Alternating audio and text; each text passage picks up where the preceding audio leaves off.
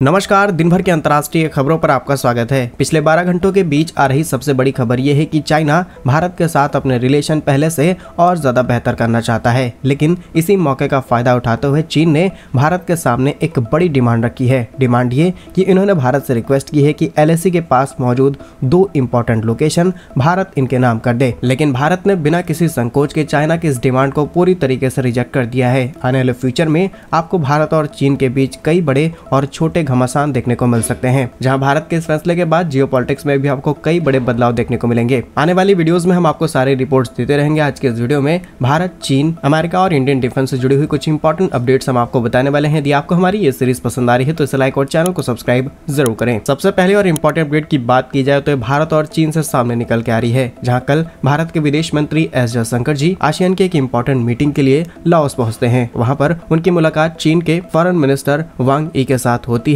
और वहां पर ये भारत के सामने रिक्वेस्ट रखते हैं। रिक्वेस्ट ये कि हम चाहते हैं कि भारत और चाइना अपने रिलेशन पहले की तरह और ज्यादा बेहतर करें, और जिस तरीके से दोनों देशों के बीच में बायलैटरल ट्रेड बढ़ रहा है, हमें अपने रिलेशन पहले से और ज्यादा स्ट्रॉन्ग करने होंगे। इसी के साथ चीन के विदेश मंत्री भारत से डिमांड करते हैं कि भारत और चीन के बीच जो चला रहा बॉर्डर डिस्प्यूट है, इसे भी सॉल्व किया जाए, और यहीं पर बात बिगड़ जाती है। असल में लद्दाख के अगर आप एकदम नॉर्थ में जाएंगे तो आपको एक जगह मिलेगी जिसका नाम है डीपसांग, और हल्का सा इसकी तरफ जाते हुए अगर आप साउथ में आएंगे तो आपको एक जगह मिलेगी जिसका नाम है डेमचौक। और इन्हीं 2 इंपॉर्टेंट लोकेशन को लेकर के चाइना ने भारत के सामने डिमांड रखी है। डिमांड ये कि भारत यहाँ से पीछे हट जाए और ये हिस्से चाइना के नाम कर दिए जाने चाहिए। बस भारत ने इसी बात को इग्नोर करते हुए चाइना के इस रिक्वेस्ट को पूरी तरीके से रिजेक्ट कर दिया है। अब क्योंकि ये खबर इंटरनेशनली प्रिंट हो चुकी है, चाइना की काफी ज्यादा किचकिच हुई है, तो भविष्य में आपको भारत और चीन के बीच में छोटे बड़े कई कॉन्फ्लिक्ट देखने को मिल सकते हैं। वैसे ये कोई नई बात नहीं है, लंबे समय से छोटे बड़े कॉन्फ्लिक्ट चलते चले आ रहे हैं, तो भारत को इसका शायद ज्यादा इम्पैक्ट ना पड़े, लेकिन चाइना किस हद तक जा सकता है ये आने वाले समय में पता चलेगा।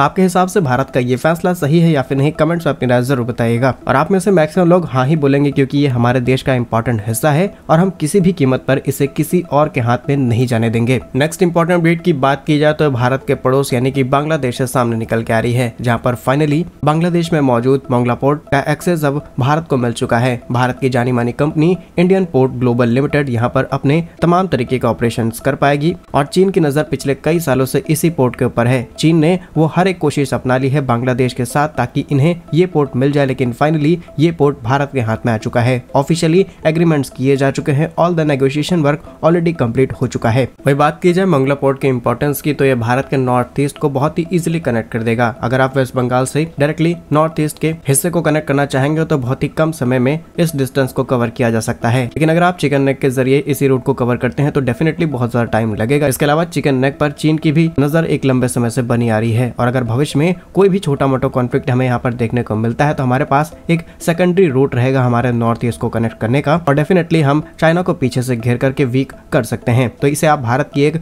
बड़ी जीत कह सकते हैं। नेक्स्ट इंपॉर्टेंट अपडेट की बात की जाए तो भारत अपने एग्रीकल्चर के इंपोर्ट और एक्सपोर्ट सेक्टर को और ज्यादा प्रमोट करना चाहता है। भारत के अंदर 50% से भी ज्यादा पॉपुलेशन आज एग्रीकल्चर सेक्टर पर डिपेंडेंट है, तो इसीलिए भारत सरकार ने सोचा कि क्यों ना इसे मॉडर्नाइज किया जाए, और अब फाइनली एक नई परियोजना तैयार की गई है, इससे भारत इस पर्टिकुलर सेक्टर में बहुत अच्छा परफॉर्म कर पाएगा। रिसेंटली भारत के पोर्ट मिनिस्टर सर्बानंद सोनोवाला ने कहा कि भारत के जवाहरलाल नेहरू बंदरगाह प्राधिकरण के तहत करीब 284.19 करोड़ रुपए का आयात निर्यात डोमेस्टिक एग्रीकल्चर प्रोडक्शन को बढ़ावा दिया गया है। इसमें स्टोरेज फैसिलिटी डेवलप की जाएगी और वो सभी तमाम तरीके के प्रोसेस को इंटीग्रेट किया जाएगा, जिससे जो लोकल किसान है वो अपनी चीजों को डायरेक्टली इंटरनेशनल मार्केट में उतार सकता है। यहाँ पर इसके बीच में किसी भी तरीके का कमीशन प्रोसेस नहीं होगा, और होगा भी तो बहुत मिनिमम होगा, जिससे एग्रीकल्चर प्रोडक्शन पे बहुत ज्यादा इम्पैक्ट ना पड़े। आपको बता दें इस नए बजट के तहत GNPA करीब 67,422 स्क्वायर मीटर में फैले हुए इस लैंड को पूरी तरीके से यूटिलाइज करेगी, और कैसे हम अपने एग्रीकल्चर की लॉजिस्टिक कॉस्ट को घटाएं और उसे इंटरनेशनल मार्केट तक पहुंचा सकें, इसी पर फोकस करते हुए काम किया जाएगा। आज भारत में बड़ी मात्रा में चावल,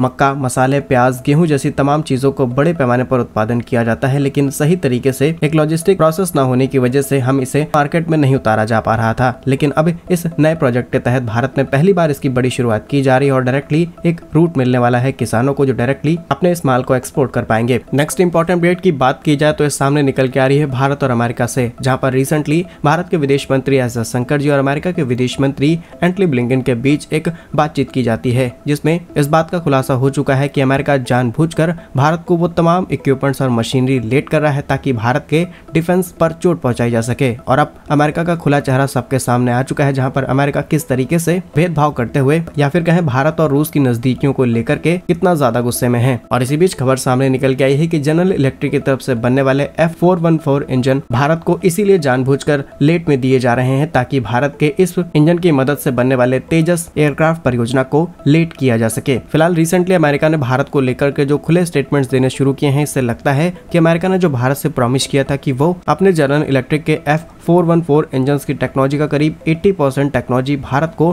ट्रांसफर करने वाले हैं, ये शायद आगे और ज्यादा बढ़ ना पाए। और इससे ये बात क्लियर हो चुकी है कि अमेरिका सिर्फ अपने इंटरेस्ट के लिए काम करता है, जिसका रिजल्ट हमने भारत के साथ देख लिया। क्या कुछ कहना है आपका कमेंट्स में जरूर बताइएगा। नेक्स्ट इंपॉर्टेंट अपडेट की बात की जाए तो भारत के डिफेंस से सामने निकल के आ रही है, जहां पर Pune based company high energy materials research laboratory की तरफ से एक नए इनोवेशन और प्रोटेक्शन सिस्टम को डेवलप किया गया है। ये एक तरीके का आर्म्ड व्हीकल है, जिसे कुछ इस तरीके से डिजाइन किया जा रहा है जिसमें हम सैनिकों को एक जगह से दूसरी जगह तक ले जा सकते हैं। और इसके अंदर इतने ज्यादा एडवांस फीचर एड ऑन किए गए हैं जिससे इस पर किसी भी प्रकार का कोई खतरा नहीं हो सकता। लेकिन इस बीच आपके मन में सवाल आ सकता है कि ऑलरेडी टाटा महिंद्रा जैसे प्लेयर्स इस तरीके के व्हीकल्स मार्केट में उतार चुके हैं। तो आपको बता दें कि ये कंपनी कॉम्पिटिटिव प्राइस के तहत इन चीजों को बना रही है ताकि कम प्राइस पर ऐसे व्हीकल्स तैयार हो सके और सेना को ज्यादा से ज्यादा ऐसी चीजों की डिलीवरी मिल सके। वहीं इस रिसर्च के दौरान कंपनी ने बताया कि ये सिर्फ इसी चीज पर फोकस करते हुए इस व्हीकल को तैयार कर रहे हैं कि इस व्हीकल को विस्फोट से बचाया जाए, पायरोटेक्निक्स और तमाम तरीके की ऐसी रिसर्च और टेक्नोलॉजीज के साथ इसे इंटीग्रेट किया जाएगा जिससे किसी भी प्रकार की कोई दुर्घटना भविष्य में हमें देखने को न मिले। और कंपनी सिर्फ इस व्हीकल नहीं बल्कि तमाम तरीके के डिफेंस इक्विपमेंट्स में ऑलरेडी रिसर्च करना शुरू कर चुकी है। जल्द ही इसके भी खुलासे किए जाएंगे कि कौन से नए इनोवेशन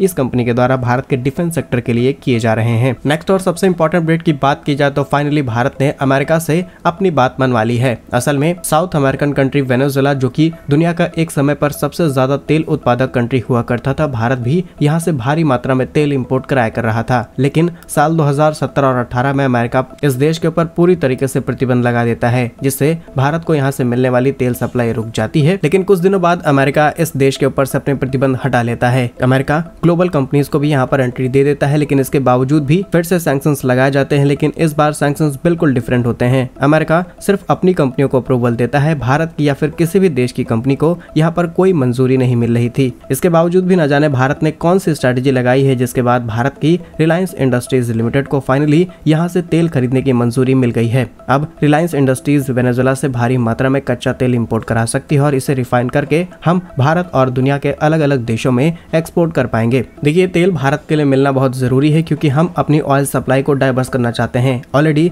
मिडिल ईस्ट के अंदर एक काफी बड़ा कॉन्फ्लिक्ट शुरू हो चुका है। इसी बीच अगर हम साउथ अमेरिका से तेल मंगाते हैं तो डेफिनेटली ये भारत के लिए एक फायदा का सौदा रहेगा। और अगर बात की जाए अमेरिका के झुकने के पीछे, अमेरिका ने खुद के तेल प्रोडक्शन को बढ़ा दिया है। ऐसे में अमेरिका की काफी स्ट्रॉन्ग स्ट्रेटजी मानी जा रही है, जहां पर अमेरिका नहीं चाहता कि ग्लोबल मार्केट में ऑयल के प्राइस बढ़े, इसीलिए वो अब ग्लोबल कंपनीज को भी वेनेजुएला से तेल ले जाने की परमिशन देना शुरू कर चुका है। लेकिन इसके बावजूद भी ये प्रोसेस भारत के लिए आसान नहीं था। भारत को कई स्ट्रेटजीज लगानी पड़ी है वेनेजुएला से भारत के अंदर तेल लाने के लिए। क्या कुछ कहते हैं आप इन सभी खबरों पर हमें कमेंट्स में जरूर बताइए। यदि आपको हमारी ये सीरीज पसंद आ रही है तो इस लाइक और चैनल को सब्सक्राइब जरूर कीजिए। वंदे मातरम, भारत माता की जय।